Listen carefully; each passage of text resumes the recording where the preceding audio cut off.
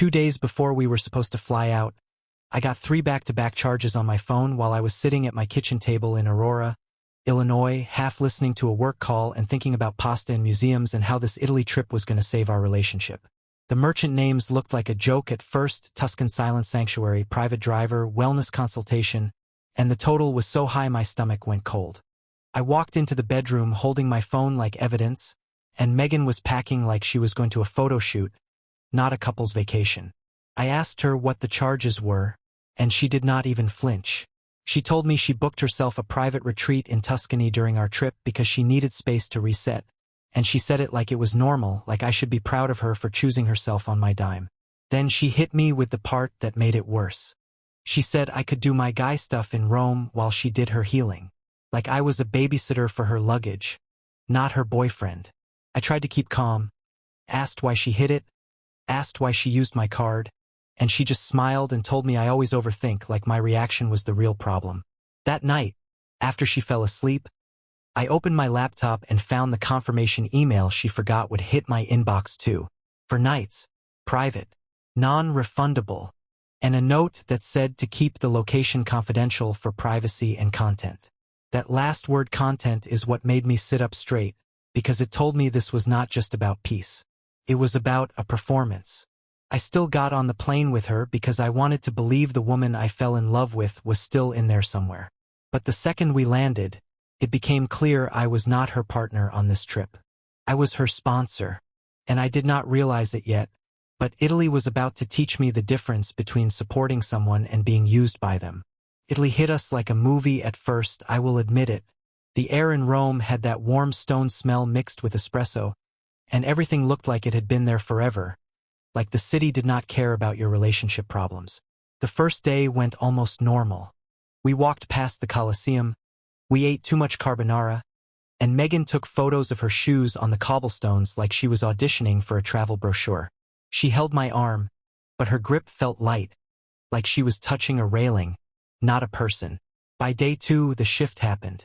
It was subtle at first, like a bad song turning up in a restaurant until you realize you cannot ignore it. She started waking up earlier than me, leaving the room before I opened my eyes, coming back with this glowing calm that felt rehearsed. She talked about energy and alignment. She kept checking her phone and smiling at messages she would not share. When I asked who she was texting, she said, "Just the girls. People from the community." What community? We were in Rome, not a summer camp. Then she dropped another detail, like she was dropping a pebble into a lake she did not plan to swim in. She said she needed to meet someone for a collaboration, a wellness creator who lived in Europe. She said it like it was normal, like couples casually schedule collaborations on vacation the way normal people schedule dinner reservations. I told her that felt weird. She told me I was being insecure. She said that word the way people weaponize therapy language, like naming your discomfort is the same as solving it, and if you are still uncomfortable, you are the problem. That afternoon, we were at a little piazza near our hotel, and she slid her phone across the table to show me a map pin. It was in Tuscany, an address with no name. She said, "The driver will pick me up here on Thursday morning. You can keep the room in Rome if you want, or you can move to Florence early. Whatever feels right for you. Whatever feels right for you." Like I was deciding which appetizer I wanted, not whether I wanted to be abandoned in a foreign country by the woman who was supposed to be my partner. I told her I did not come to Italy to be alone. She leaned back, took a slow sip of sparkling water, and said, "Ethan, you will survive a few days without me. This is important." I asked her what exactly was important. Her face tightened for half a second, then smoothed back into that calm brand voice. She said, "I need space to reconnect with myself. I am doing this for me. You should respect that." I remember looking past her at the fountain, at the tourists tossing coins, at the kids chasing pigeons, and thinking, I am being managed. I am being given lines to accept a situation I did not agree to. And the part that hurt the most was that she did not even look guilty. She looked annoyed that I was ruining her vibe. That night, back in the hotel, I went through our shared budget again because when you feel powerless, you grab the numbers like they are handles. I noticed more charges. Not just the retreat. A new ring light, a portable microphone, a payment for something called editorial support. I sat on the edge of the bed while Megan showered, and I could hear her humming like nothing was wrong. My hands shook, not with rage, but with this sick realization that I was funding a whole separate life.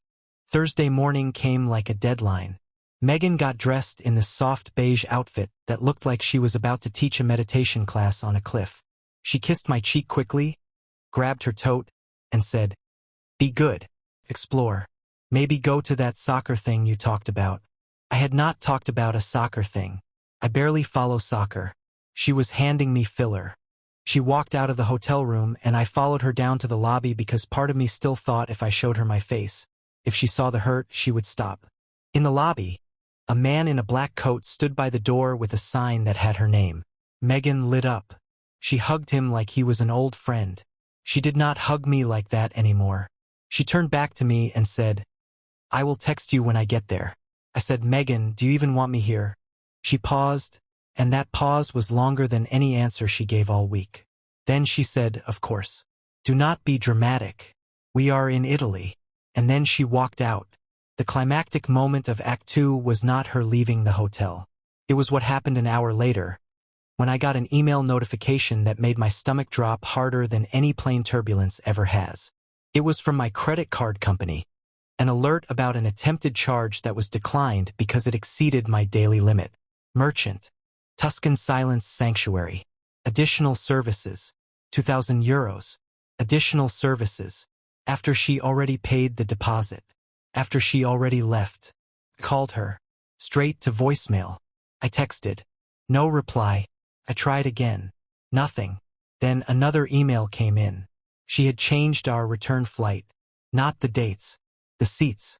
She had upgraded herself to a premium cabin using my points, and she left my seat in the back, like an afterthought. I stood in the middle of the hotel room, staring at my phone, hearing Rome outside the window like a party I was no longer invited to. My hands were cold. My face felt hot. I thought about my dad's blood pressure, about the extra freelance work, about the way I told myself love meant patience. And I realized patience can become permission if you are not careful. I went downstairs, walked out into Rome, and I kept walking until my legs hurt, because I did not know what else to do with the anger. Enemies showed up in surprising ways after that. Not cartoon villains, just people and systems that made it harder. The hotel clerk was polite but unhelpful when I asked about changing bookings. The airline site kept glitching when I tried to fix my seat. Megan's friend, a woman named Sierra who I had met once at a birthday brunch back home, messaged me on Instagram like she was a spokesperson. Sierra wrote that Megan needed this, that I should support her growth, that masculine insecurity destroys feminine expansion.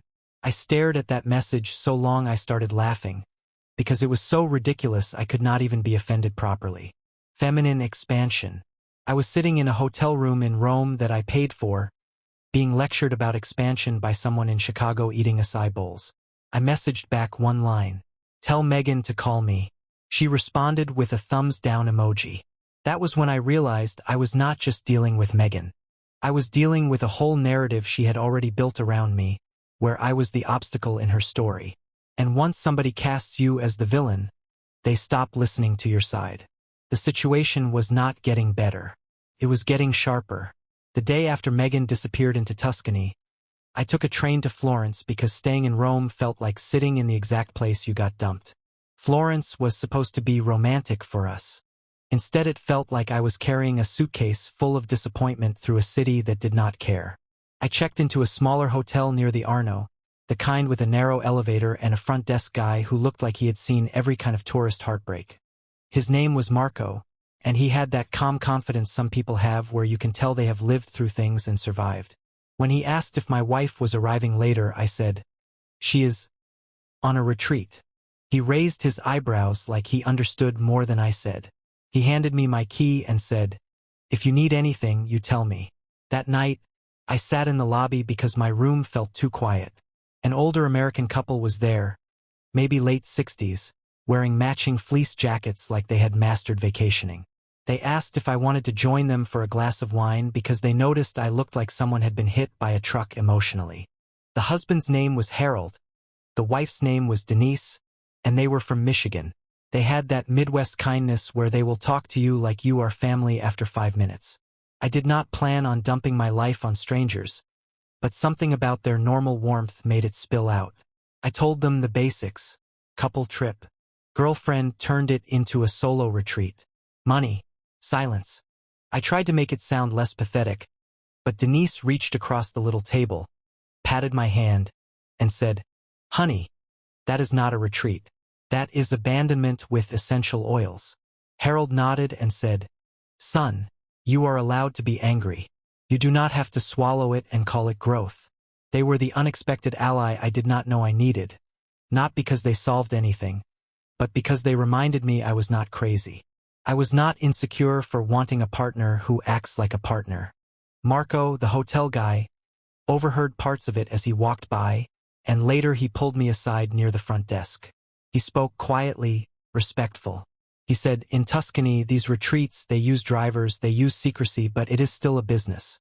If she is not answering you, you must protect yourself. You can call your bank. You can stop the payments. Love does not mean you pay for disrespect." That sentence sat in my chest like a key turning in a lock. The discovery came the next morning, and it was not poetic. It was practical. I woke up to another email, this time from a travel service Megan used. It was an itinerary update that she apparently forgot would also come to my inbox because my card was attached. The update listed add-ons: private photographer session, content consultation, and a line item that hit me like a punch. Second guest arrival. Name: Evan R. My brain tried to rationalize it. Maybe it was a staff member. Maybe it was a trainer. But the wording said guest, arrival time, and a room upgrade. Evan R. I knew that name. I had heard it before because Megan had mentioned a guy in her wellness circle who was big on social media, a breathwork coach who talked like every sentence was a TED Talk. I remembered her showing me one of his videos a month ago, saying, "He is so inspiring. He really gets it." I sat on the edge of the bed in Florence and felt my whole body go still, like my system was trying to conserve energy for impact. I called Megan again. Voicemail. I texted. I tried not to sound like a lunatic, but I did not have many options left. I wrote, "I got an email that lists a second guest. Who is Evan?" No reply.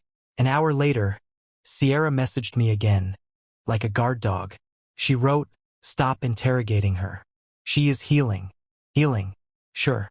I walked down to the lobby and asked Marco if there was a way to reach the retreat. He looked at me with sympathy and said, "They do not like to be contacted. But business is business. If you paid, you can request receipts. You can dispute charges. You can also show up." Show up. That sounded insane, like something you do in a movie. But I realized I was already living in something that did not feel real, so why not? I took a train and then a taxi toward the area near the pin Megan had shown me. The countryside was gorgeous, the kind of rolling hills that make you want to forgive everybody because the world looks soft. But I was not soft. I was focused. The retreat location was not a sanctuary. It was a renovated villa with a gate and a sign with a tasteful logo. I stood outside it feeling like the dumbest man alive, because who drives to a wellness retreat to confront their girlfriend like they are in a daytime drama? I pressed the buzzer anyway. A woman answered through the speaker, voice calm, rehearsed. She asked what I needed. I said my name, said my partner was inside, said I needed to speak with her. The woman said, "We do not allow disruptions. Guests are in a protected space." I told her I was the one paying. There was a pause.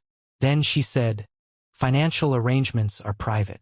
I said, "So is betrayal, but here we are." Silence again. Then the gate camera shifted slightly, like someone was looking at me.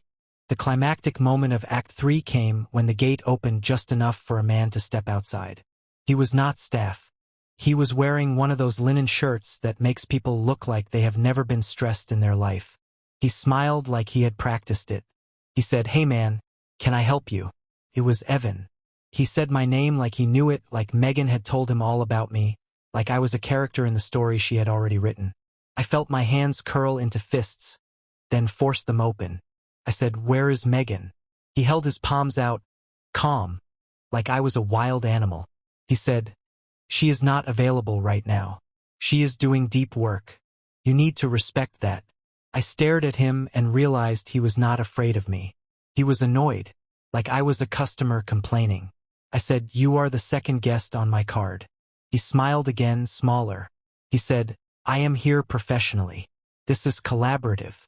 Collaborative. Sure. I said, "Get her." He shook his head. He said, "Look, man, I do not know what your relationship dynamics are, but you are not entitled to her time." That sentence almost made me laugh, because I had been acting like my role was to earn access to basic respect.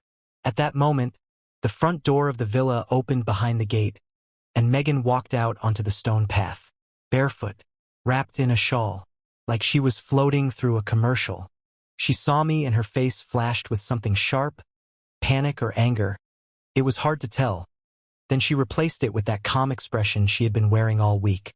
She walked closer and said, "Ethan, what are you doing here?" It was not, "Are you okay?" It was not, "I am sorry." It was not even surprise. It was irritation, like I had tracked mud into her clean little fantasy. I said, "Who is he?" She glanced at Evan, then back at me. She said, "He is here to help facilitate content. It is for my brand." Her brand. Like our relationship was a temporary sponsor. I said, "You brought another man to our Italy trip and you did not tell me." She sighed. Actually sighed. Like I was exhausting. She said, "You are twisting it. This is work. You do not understand my vision." I felt something in me settle, like a decision clicking into place. I said, "I understand enough." I turned around, walked back to the taxi stand, and my hands were shaking as I pulled out my phone. Not from fear. From the feeling of finally seeing the truth without the soft filter. I got back to Florence that evening and sat in the hotel lobby with Marco, because my room felt like a prison cell filled with memories. Marco slid a glass of water toward me like he had done this for other men before, and I told him what happened. He listened without interrupting, then nodded once. He said, "Now you decide." That was it. Now you decide. No lecture. No fake positivity. Just the truth that I still had agency. I opened my banking app and stared at the accounts Megan had access to.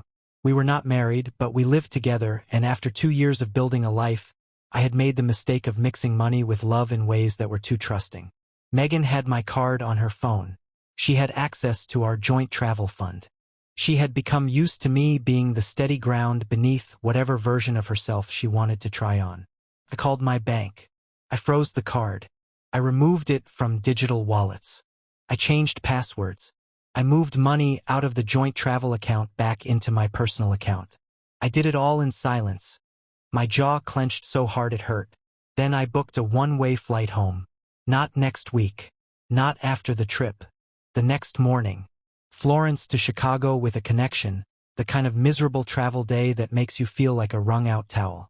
I did not care, because staying felt like endorsing what she did. The greatest challenge was not logistics. It was emotional, because the moment I hit purchase, my chest tightened, and I had this wave of grief that felt almost childish. I wanted the Italy trip we planned. I wanted the version of Megan who would have held my hand in a museum and whispered jokes. I wanted the future I pictured, maybe a little house, maybe kids, maybe Thanksgiving with my dad still around. I wanted it so badly it made me ache. But wanting something does not make it real.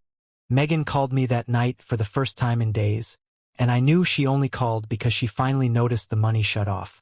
Her voice came in sweet at first, and that sweetness made me furious because it was proof she could choose kindness when it benefited her. She said, "Hey, my card is not working. Do you know what is going on?" I stared at my phone and felt my own calm show up. Not fake calm. The kind that happens when you stop negotiating with a situation. I said, "I turned it off." Her voice sharpened immediately. She said, "Ethan, you cannot do that. I am in the middle of something." I said, "You are in the middle of something I did not agree to. I did not come to Italy to fund your secret retreat and your collaboration boyfriend." She made a noise like she was offended, like I insulted her art. She said, "Evan is not my boyfriend. This is so toxic. You are being controlling." Controlling. Me. The guy sitting alone in Florence while she played queen of the villa. I said, "Megan, you changed our trip without asking me. You hid it, you used my money, and you brought another man into it.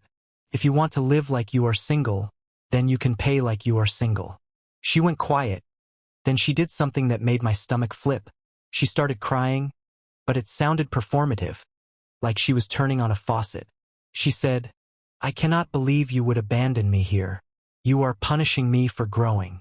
I looked at the ceiling and let myself feel the full weight of it. The manipulation, the twisting, the way she made herself the victim in every version of the story. I said, "I am not punishing you. I am choosing myself." Then she snapped. The crying stopped like it never existed. She said, "Fine, go. You always run away when things get uncomfortable." That line hit hard because it was almost true in a different context. I avoid conflict. I smooth things over. I let stuff slide because I hate drama. But I realized something right then. Leaving is not always running away. Sometimes leaving is the only way to stop being used. The climactic moment of Act 4 happened the next morning at the airport, because life loves a final scene. I was standing in line with my passport in my hand, feeling hollow and steady at the same time, when I heard my name behind me. "Ethan." I turned, and there she was, Megan. Hair messy, sunglasses on even though we were indoors. A duffel bag slung over her shoulder like she was trying to look casual. Evan was not with her. The retreat glow was gone. She looked like a person in real life again. She walked up close and lowered her voice like we were sharing a secret. She said, "You are really leaving?" I said, "Yes." She said, "We can talk. We can fix this. You are overreacting." Overreacting. The same word my mom used when I was a kid and I got hurt and they told me to walk it off. I said, "Megan, you did not treat me like a partner. You treated me like a bank account with legs. I am done." Her face changed, and for the first time on this trip, I saw something honest. Not calm. Not curated. Anger. She hissed, "You are going to regret this. You cannot just cut me off and disappear." I kept my voice low because I did not want a scene, but I needed the truth to be clean. I said, "Watch me." She stepped closer, and for a second I thought she might grab my arm, but she stopped herself.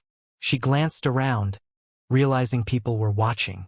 Her voice softened, and she tried again, one last attempt, like she was pitching a deal. She said, "I will come back to Florence. I will finish the trip with you. We can pretend this did not happen." Pretend. That was the word. She wanted me to pretend, to help her preserve the story. I shook my head. I said, "I do not want a pretend relationship. I want a real one, and you are not offering that." Then the line moved. I stepped forward. I handed my passport to the agent, and I did not look back because if I looked back I might crumble. And I did not want Megan to see me crumble. Not because I wanted to win, but because I needed to keep my spine. On the plane, somewhere over the Atlantic, I stared out at the endless dark and felt grief wash through me in waves.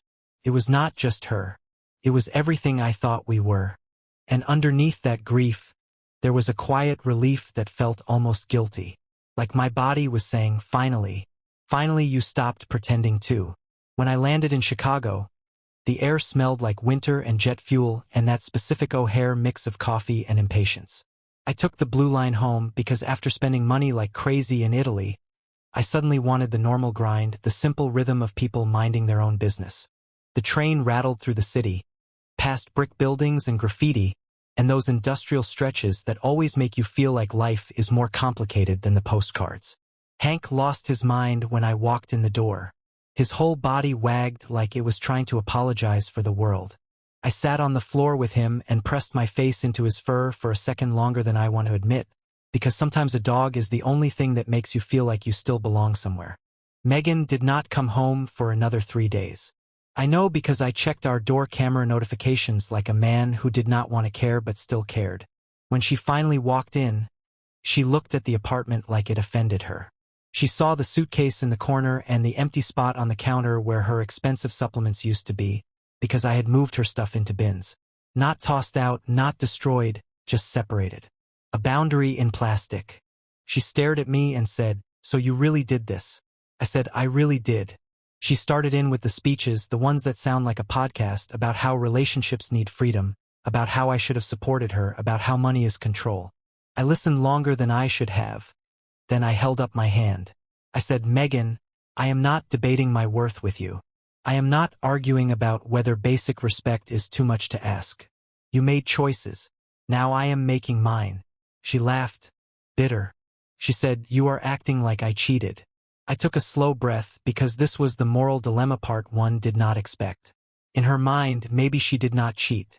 Maybe she genuinely believed she was just networking, collaborating, growing. But in my body, in my heart, it felt the same as cheating because she left me behind, hid things, and shared intimacy of a different kind with someone else while I played the supportive boyfriend at a distance. I said, you do not get to define betrayal only by what makes you look innocent. That landed. She went quiet, eyes flashing.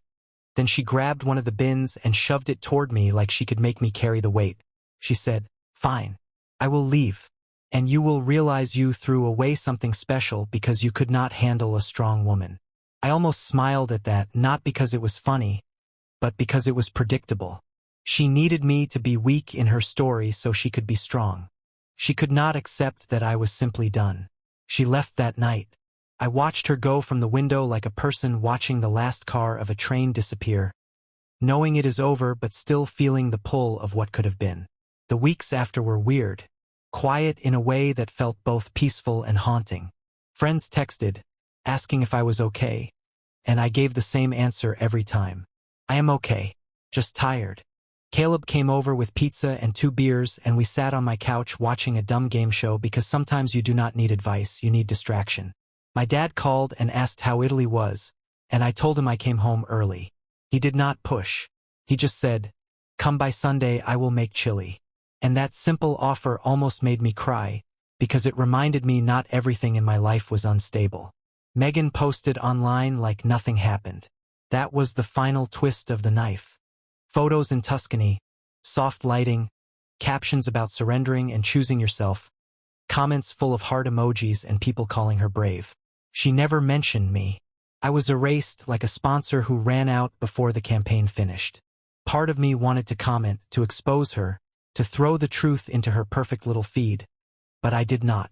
Not because I am noble, because I realized the people who worship content do not care about context. And I did not want to live in her arena anymore. A month later, she emailed me, not texted, emailed like we were co-workers. She asked for money she claimed she was owed because she contributed to the apartment. She attached screenshots of Venmo transactions from 2 years ago, like she was building a case. I stared at it, felt my jaw tighten, and then I did the most adult thing I have ever done. I paid what was fair, only what was fair, and I wrote back 1 paragraph. I said, I hope you find whatever you are looking for. I said, I am done funding it. I said, please do not contact me again. Then I blocked her. Here is the part that keeps me up sometimes, the part that is not clean or heroic.